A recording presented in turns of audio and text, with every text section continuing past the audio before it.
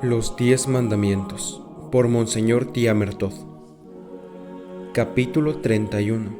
La defensa de la vida corporal, guerra y duelo.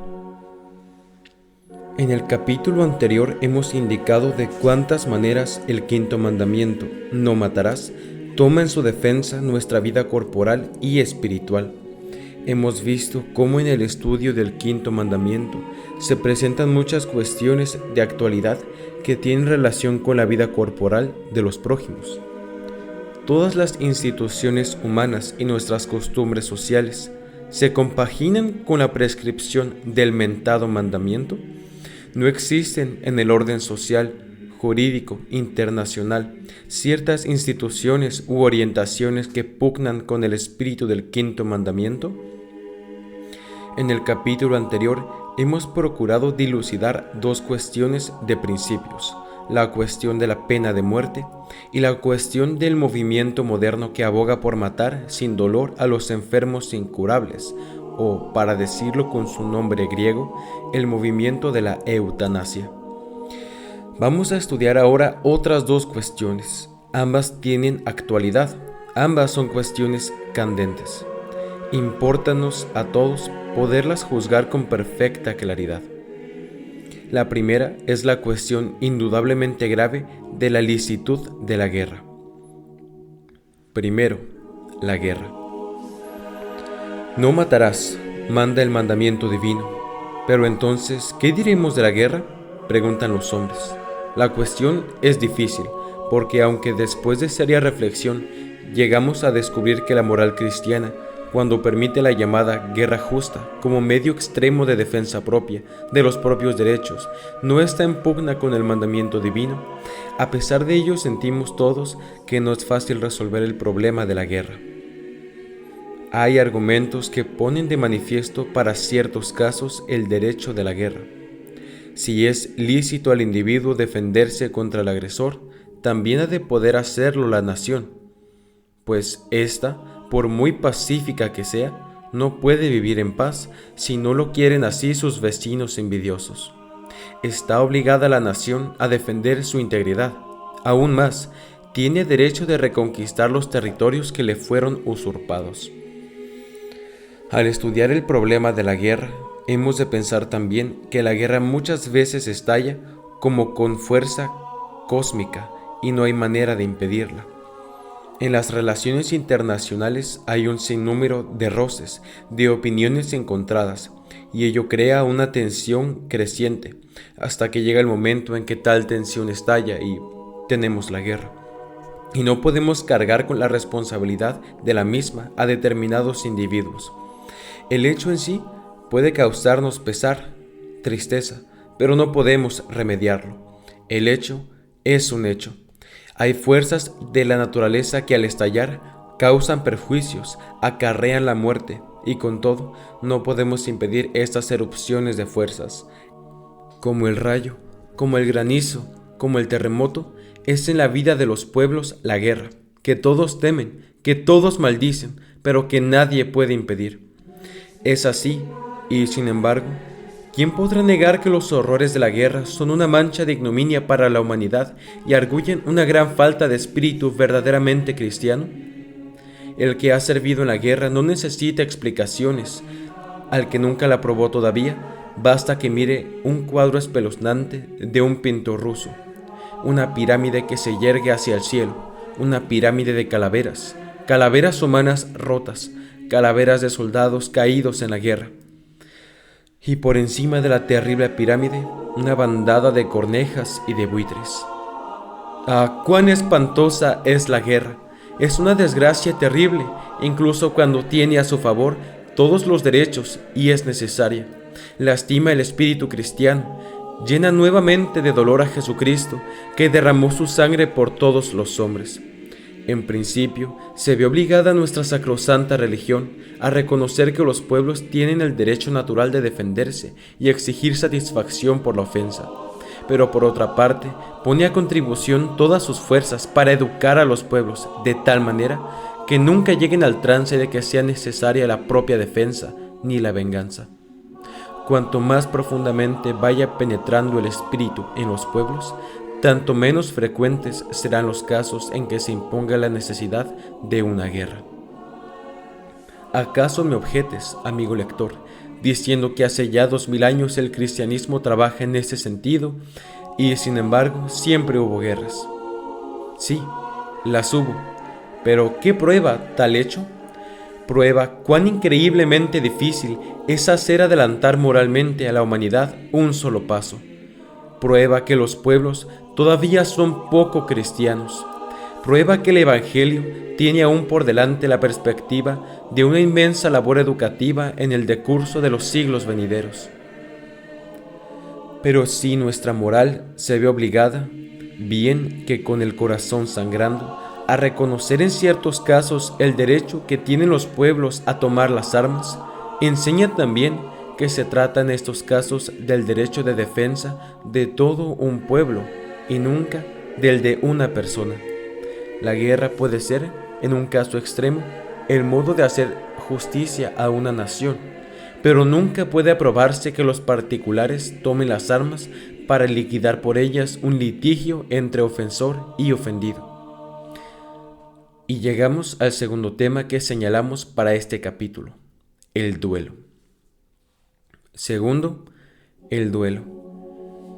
¿Qué debemos pensar respecto del duelo? ¿Y qué podemos hacer contra el mismo? Son las dos cuestiones que vamos a resolver. Primero, ¿qué debemos pensar respecto del duelo?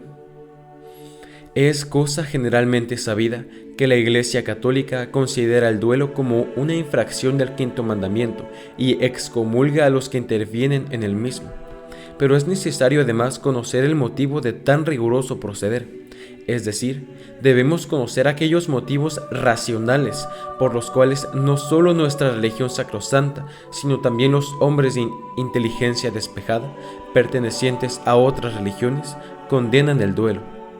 Lo condenan porque, primero, el duelo es ilícito en sí, y segundo, porque es medio insuficiente para defender el honor. El duelo es ilícito en sí. En primer lugar, es ilícito porque pide una satisfacción exagerada por la ofensa recibida. Examinemos de cerca tal afirmación. Al condenar el duelo, no perdemos de vista que hoy día el erróneo modo de pensar que tienen las gentes puede crear situaciones muy penosas. Ahí está, por ejemplo, un militar. Su esposa es ofendida, sin dar ella motivo, por un hombre grosero. El oficial le llama al orden. Contesta el otro alargándole su tarjeta de visita. Al día siguiente se presentan los padrinos y se procede al desafío. Tuve que desafiarme, dice el militar, porque de lo contrario perdía mi honor a los ojos del mundo.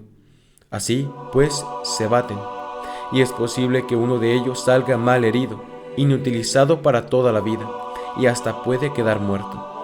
Los huérfanos y la viuda pueden entregarse al llanto. Pues bien, yo propongo esta cuestión. ¿Por qué hubo de morir uno de los dos? ¿Tan grave fue la ofensa que había de ser pagada con la sangre o con la muerte? ¿Era menester el sacrificio de una vida humana? ¿El mayor sacrificio que pueden hacer los hombres en este mundo? De ninguna manera. No es la ofensa la que lo exigía, sino tan solo el que dicen sentir general de la sociedad. Es este sentir general el que exige lo que prohíbe la razón cabal, lo que prohíbe la ética meramente natural, lo que prohíbe la moral cristiana, en una palabra, lo que prohíbe el quinto mandamiento del Decálogo. No es lícito vengar con la muerte del ofensor la ofensa recibida. La muerte son palabras mayores. Por muy cruel que haya sido el insulto, es una exageración reprobable, es pecado grave exigir en satisfacción la vida de un hombre, es decir, exigir el mayor bien natural que Dios nos pudo dar. Alguno me interrumpe, pero fíjese usted, los duelos de nuestros días no son tan espantosos. Si se tienen a espada, casi todo el cuerpo está cubierto de vendajes protectores. Si a pistola, el cañón del arma está un tanto torcido y la bala es de chocolate. No importa. Es poco para obrar en serio y demasiado para ir en broma. Si alguno piensa que con semejante juego puede salvar su honor, la Iglesia no admite bromas en una cuestión de principios y nunca puede permitir un juego de tal clase, el juego, la broma con la vida. Además, en el duelo hay muchas cosas inhumanas que en las circunstancias ordinarias de la vida suelen provocar una sonrisa de compasión y que nadie puede tomar en serio. En la época presente, época del orden jurídico, pensamos con espanto en aquellos tiempos en que todavía era moneda usual el derecho del puño y estaba en vigor la ley del talión. Pero el duelo no es una edición refinada del derecho del puño. En su caso, tampoco es la justicia quien vence, sino la fuerza y la destreza. Nos repugnan las ordalias o los llamados juicios de Dios medievales, en los cuales el reo tenía que probar su inocencia, tentando a Dios, atravesando incólume a pie descalzo, brasas encendidas, o sacando ilesa la mano del agua hirviente. Pero los duelistas ¿no confían de un modo semejante a la casualidad el fallo de su causa? El duelo no es tan solo un medio ilícito para la defensa del honor, sino también un medio insuficiente.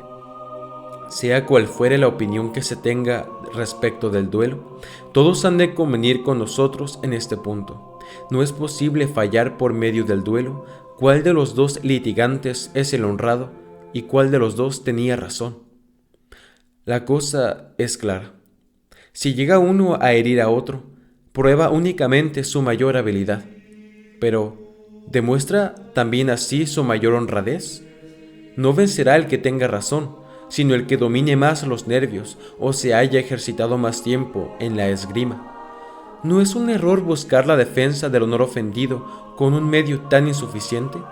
Meditemos con serenidad. Hay 3 casos posibles. Primero, salen heridos ambos litigantes. ¿Quién es entonces el que recibe la satisfacción? Segundo, queda herido el inocente, el ofendido.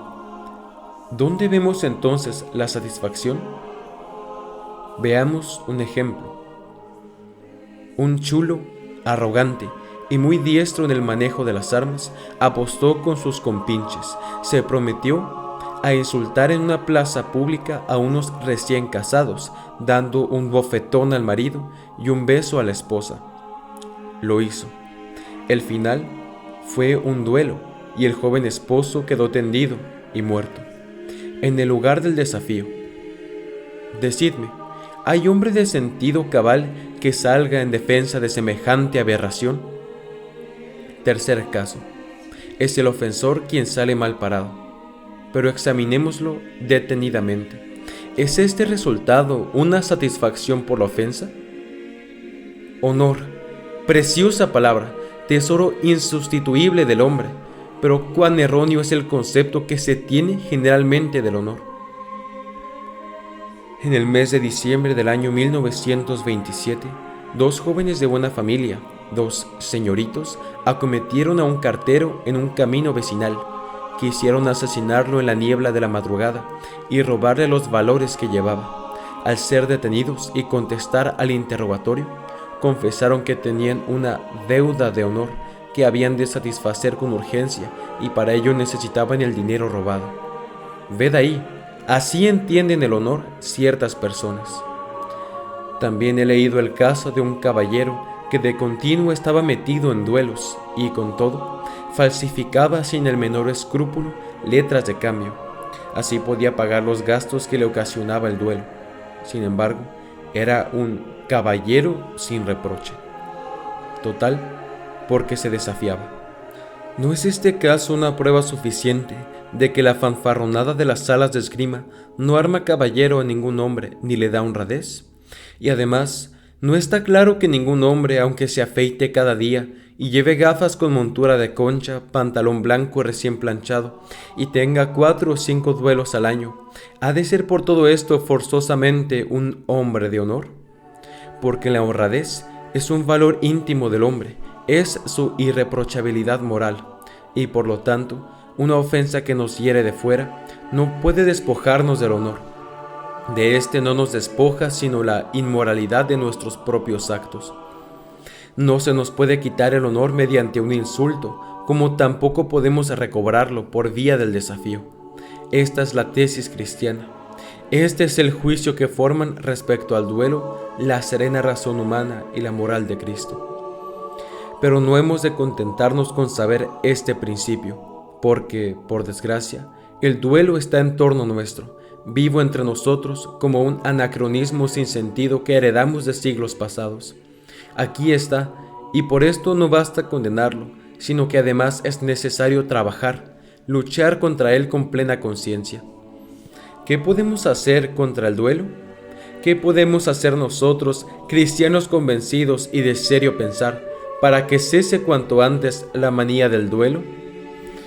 En primer lugar, pórtese cada cual de manera que por lo menos él no dé ocasión para el duelo. Hemos visto que no nos es lícito desafiarnos, pero de ahí se sigue también que debemos conducirnos con el mayor respeto en lo que concierne al honor de nuestros prójimos. No murmuremos de los demás, no los calumniemos, no caminemos con aire retador, porque la religión también prohíbe ofender a los demás. Un caso histórico. Un mozalbete riñó por una tontería con un hombre casado, padre de familia, y le desafió. Sus amigos querían calmarlo, pero él no hacía sino repetir: no puedo dejar sin réplica la ofensa, pierdo el honor. La bala del joven dio en el blanco, una familia se quedó sin padre, pero el honor estaba salvado. Y los amigos del joven, de buen corazón sin duda, lo excusaban de esta manera: no se le puede culpar, tiene un sentido tan fino del honor. ¿Sentido del honor? Este se demuestra siendo sensible no solamente a las voces del honor propio, sino también a las del honor ajeno. Y sin embargo, es muy frecuente que los que son tan meticulosos en punto a su propia honra ofenden con la mayor ligereza el honor de los demás. El cristianismo enseña que el verdadero sentido del honor se hace patente en la manera de tratar el honor ajeno, sea en la sociedad, sea en la discusión científica, sea en la oficina, sea en la política. La causa de los duelos ¿es el verdadero sentido del honor? No. ¿Cómo disminuiría entre los hombres el número de las riñas, de las discusiones, es decir, de las causas del duelo, si tuviesen realmente el verdadero sentido del honor? De modo que el que no quiere desafiarse, tampoco puede insultar, ni ha de consentir que en la conversación se ofenda el honor de los demás.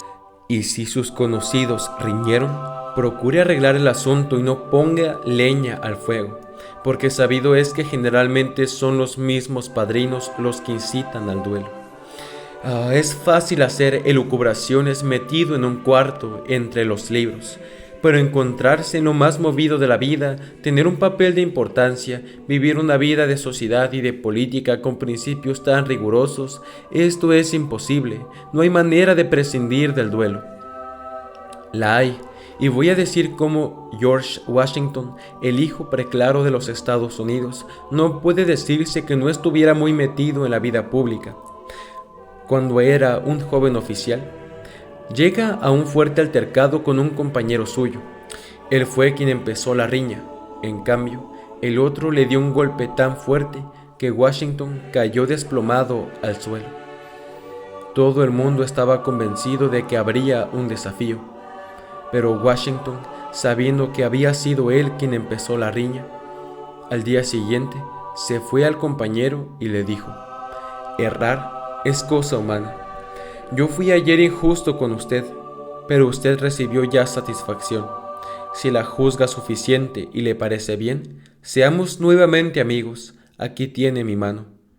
Se dieron la mano y permanecieron amigos hasta la muerte. Pedir perdón. Ojalá todos aprendiésemos de nuevo esta cosa tan olvidada. Ojalá creyésemos que no hay escena más grande y delicada que cuando el hombre pide u otorga perdón. ¿Qué otra cosa podríamos hacer aún contra el duelo? El duelo es una práctica que nos viene de tiempos pretéritos, de aquella época en que, por falta de leyes, cada cual se veía obligado a tomarse la justicia por su mano. Pero ahora tenemos leyes, y así ya no es lícito erigirse en juez de su propia causa.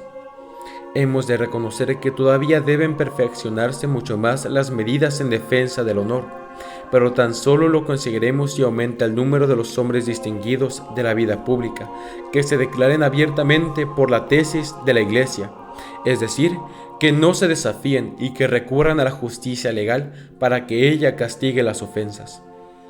Demasiado sé que aún el hombre de convicciones religiosas puede hallarse a veces en un callejón sin salida y exponerse al peligro de que lo tilden en los clubs de cobarde por rechazar el duelo y hasta lleguen a expulsarle. Pero, en fin de cuentas, ¿quién tiene la razón? ¿Quién es el cobarde? Quien en medio de las circunstancias más difíciles se atreve a mantenerse fiel a las convicciones de su conciencia, el que es bastante osado para ir contra la corriente y no se desafía, o aquel que bajo la sugestión de un sentir general desatinado, a pesar del veto clarísimo pronunciado por su propia conciencia, rechaza la voz de su religión y de su entendimiento y acepta el duelo. ¿Son cobardes los que no se desafían? Pero entonces, ¿cómo es que los caudillos y reyes más ilustres estuvieron también en contra del duelo y lo prohibieron con severidad? Nadie puede tildar de cobarde a Gustavo Adolfo, rey de Suecia, y sin embargo, prohibió a sus militares el desafío.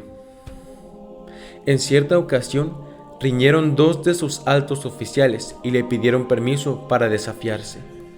Él no dijo más que estas pocas palabras: «Yo mismo quiero ser testigo de vuestra valentía. Señalad el tiempo y el lugar del duelo». El rey compareció en el lugar designado, hizo cercar por sus soldados a los que iban a desafiarse y les dijo: «Ahora vais a batiros hasta que uno de vosotros caiga muerto. Después yo haré cortar aquí mismo al otro la cabeza». Las palabras tuvieron su efecto. Los 2 oficiales hicieron las paces. Sí, hoy día todavía se necesita una valentía de héroes para atreverse, en contra del qué dirán, a rechazar un desafío. Por esto, es mayor nuestra satisfacción al ver que hombres de alta posición, destacados en la vida pública, siguen nuestra tesis, y aún más que en Hungría existe una asociación de jóvenes universitarios, la Americana, que con una valentía digna de servir de ejemplo, la incorporó a sus estatutos. Sí, el joven ha de sacrificar su vida, su fuerza, su sangre por la patria, por la justicia, por el ideal, por la religión, mas no por una exterioridad vacía y sin sentido que nos transmitieron siglos lejanos, el duelo. Al querer resumir los pensamientos de este capítulo, veo que casi he de pedir perdón a mis amables lectoras. Casi nada he dicho de sus problemas en este capítulo. Guerra y duelo, pueden pensar ellas, no son cosas que nos toquen a nosotras, es cosa de los hombres, es pecado de ellos. Creo, amables lectoras, que no tenéis la razón. Hubo guerras que tenían por causa una mujer, y casi no hay duelo que no tenga por motivo a otra. No obstante, os concedo que el presente capítulo va dirigido principalmente a los hombres. En cambio, los 2 capítulos que siguen se dedicarán a explicar el 5.º mandamiento con vistas a las mujeres. Hoy quedan todavía hombres que no pueden comprender por qué adopta la Iglesia Católica una posición tan intransigente en la cuestión del duelo. Hombres que tildan de sobradamente severa la medida tomada por la Iglesia de castigar con excomunión, no solo a las partes que se desafían, sino también a los padrinos e incluso a los mismos espectadores que de propia voluntad presencian el duelo, negando al que perezca en semejante altercado la sepultura eclesiástica. Muchos todavía tachan este proceder de anticuado. Estoy convencido de que habrá época en que los hombres no podrán comprender cómo sus mayores querían defender el honor ultrajado con medio tan defectuoso, y los católicos de mañana podrán gloriarse de que nuestra religión sacrosanta tuviera el valor de salir abiertamente contra tal práctica en los tiempos en que por ello se le criticaba. Así, como no podemos ahora imaginarnos la época de la esclavitud, ni concebir cómo podían degradarse los hombres hasta el punto de tratar a su prójimo lo mismo como si fuera un irracional. Y sin embargo, hubo tiempo en que se consideraba esto la cosa más natural del mundo, y durante siglos solo el cristianismo se atrevió a luchar contra tal costumbre.